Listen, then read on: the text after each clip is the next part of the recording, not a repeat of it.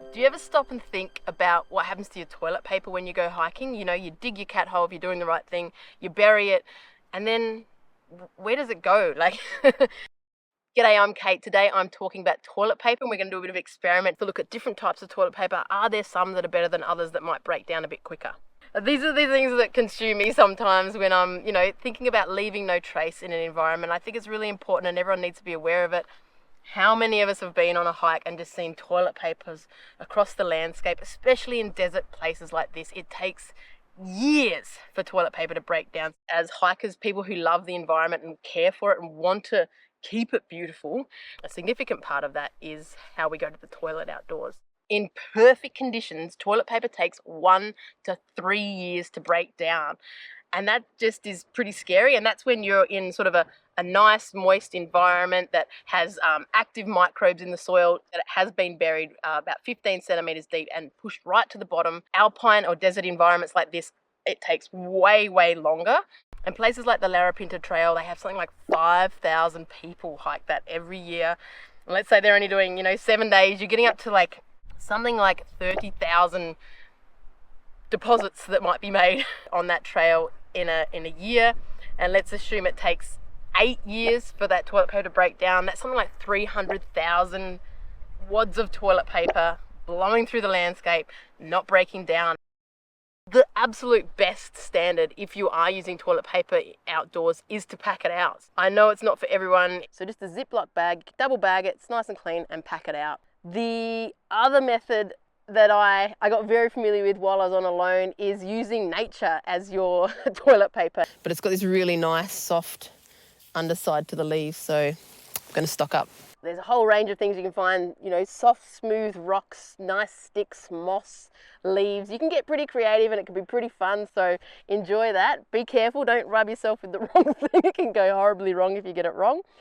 But that method and burying that in the hole is really good because you're not introducing a new product to the environment that you then need to break down. There's a lot of suggestion around burning toilet paper, and while I've sort of thought a fair bit about this, I think the risk of starting wildfire is pretty significant, and I really don't want to encourage people to burn their toilet paper. If you're getting to a point where you are using toilet paper, I wanted to do an experiment today to look at, are all toilet papers created equal? Are there some that might break down better than others? Absolutely do not ever leave wilderness wipes, wet wipes, tampons, any other products like that. You absolutely must pack those out. But toilet paper, if you're digging your hole 15 centimeters deep, you do your business and then put the toilet paper down as deep as you possibly can, sort of jab it in with a stick, then bury it over. It can break down, but be aware that in the perfect conditions, it will take 1 to 3 years to break down. So that's a bit of a legacy that you're leaving in that environment.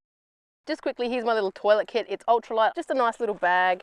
I've got this guy. I love these Deuce of Spades, really easy to dig with. If the soil's super hard, I push it in that way and dig it out, and then you can get it out that way. And this is about 15 centimeters in itself, so it helps you work out how deep your hole has to be. I'll chuck a link to them below. Love these guys, super lightweight. The other thing I do, and it's probably not necessary, but I've got my hand sanitizer in the middle, and I've actually rolled my toilet paper around that just to save a smidge of weight in terms of, not taking a whole toilet roll. That's crazy. And these are fun little hand spray sanitizers. So what I've got here is 3 different toilet paper options. I've got just a tissue that you might have in sort of those disposable tissue packs, and I did used to hike with these, so I'm really interested to see. Hopefully these aren't horrible in terms of breaking down. I'll chuck the brands up as I go, but this is just sort of like an eco one that I have at home that we normally use. It's called Safe. Then I've got stuff, it's meant to be septic safe, so I'm assuming it breaks down a lot quicker than the other products, so I really want to see how that performs. Now this is the gold standard. This is the the man toilet paper, is what I call it. It's like a 4-ply gold, thick, thick, thick. So I'm assuming this guy will take a while to break down. Rightio, let's chuck some water in. Gonna give him a wee little shake, just a little jiggle. 10. Cool. Let's see what's happening. Okay, yes. All right, so this septic one is starting to break up quite nicely. So I guess that's what you'd hope to see happening in the ground when you've gone to the toilet maybe a year later. The bacteria and microbes are starting to break it down. This is my eco one. Oh yeah, she's looking pretty good too. Whew, that's looking great actually. Might even be better than the septic. Right, how's the fancy one going? Whoop. Quilton 4-ply, whatever it is. Yeah, still very much in a ball. It's almost an entire tissue still there, you know? And then this is the tissue. How's that traveling? Ooh, that's not broken down at all. So that worries me because I was hiking with those small little tissue bags. Right, let's give it one more little shake. Let's go nuts on the shaking, hey?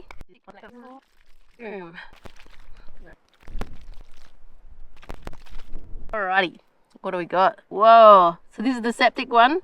It's just all come to pulp. It's just all broken up. Pretty fine little fibers here.